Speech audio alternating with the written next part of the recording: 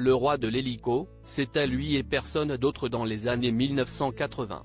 Malheureusement, après avoir connu le succès et la gloire, et avoir enchaîné les petits rôles, celui qui a brillamment incarné l'incroyable Stringfellow Rock dans la série Supercopter de Donald Bellisario a vécu une véritable descente aux enfers.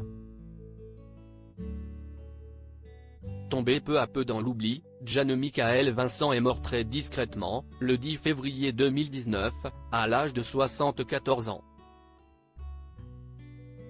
Le comédien a succombé à une crise cardiaque alors qu'il était hospitalisé dans un établissement situé en Caroline du Nord, en Amérique.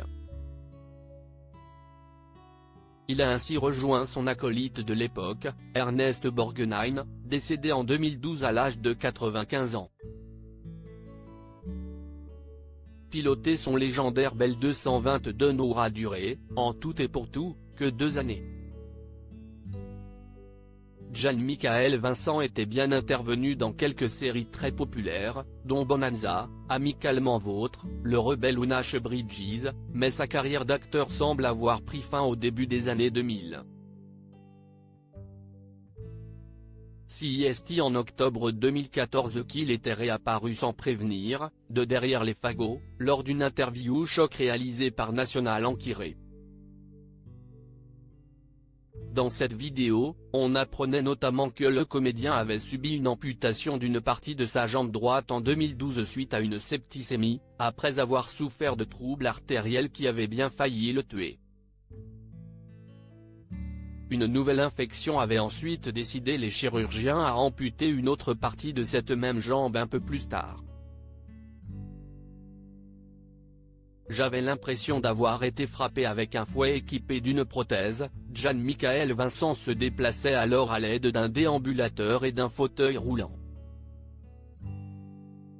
J'avais l'impression d'avoir été frappé avec un fouet, expliquait-il. Quand je regarde ma prothèse, là, je me dis que je n'ai aucune raison de m'apitoyer, quand je vois ce que nos soldats américains affrontent. Eux, ce sont de vrais héros. Les épreuves furent nombreuses sur son chemin.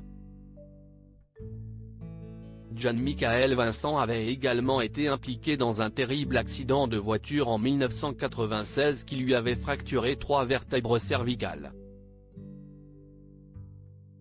L'intubation subie à la suite de cette mésaventure avait abîmé ses cordes vocales. Il avait terminé sa vie endetté jusqu'au cou et priait, durant ces dernières années, pour une solution. Hanté par le démon de l'alcool, il avait également subi plusieurs cures de désintoxication dans les années 1980 et s'était retrouvé au poste plus d'une fois à cause de bagarres survenues dans des bars. Les choses doivent être, désormais, bien plus calmes tout là-haut.